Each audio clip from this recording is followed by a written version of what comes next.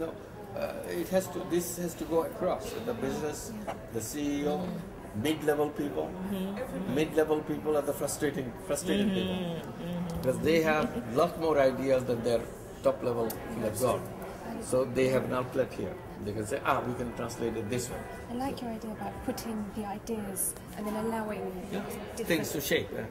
Pieces, jigsaw puzzle pieces can get together. You could become the CEO of a pharmaceutical company. I could do that. I would like to do that. You could put knowledge out there. Yeah. Now I was talking about the pharmaceutical thing. There are many vaccines available, but not produced.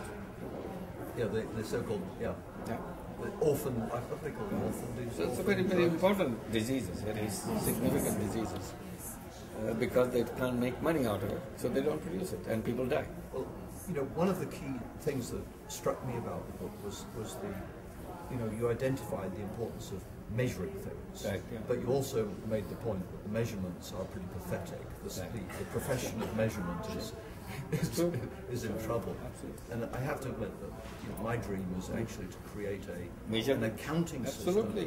We're trying to do it with malaria in Africa. The idea that money spent should result in a certain result, which is reduction in not how much money we spent, how much result did we get. And I'm trying, that's how we should be looking at it all the time. I'm trying to actually sort of think through how can you sort of make a malaria social business where the profit, if you will, is it's very simple. Now that you mentioned malaria, I tried and I could do that.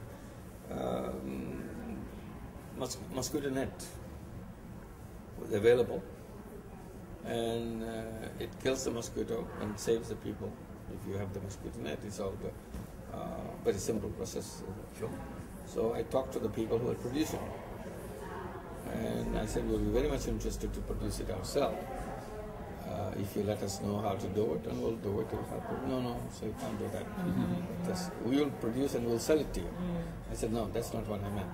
I meant we produce it so that we cut down all the extra and just bare minimum. They wouldn't agree because they are selling to the governments. So they make money because donors pay off a lot of money to do that. I said, this could be a social business. If only you give the formula, anybody can produce it and make it so cheap, barely it adds any cost to the real cost of a mosquito net. And treating the mosquito net is the minimal cost.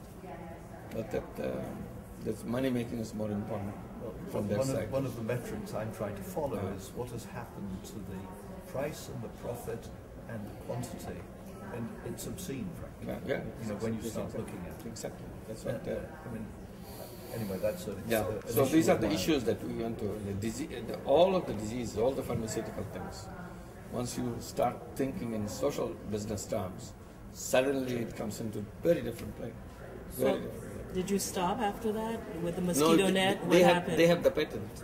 They have the patent. So I said we spend a lot of money in designing it, and we have to make money out of it. So this is the standard pharmaceutical company explanation. Whether they had spent a penny or $1 billion, you don't know. They said we spend a lot of money in the research.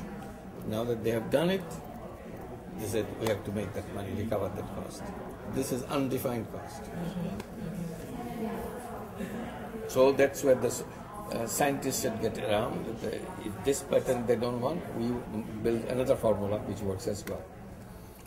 And it's in the social business way.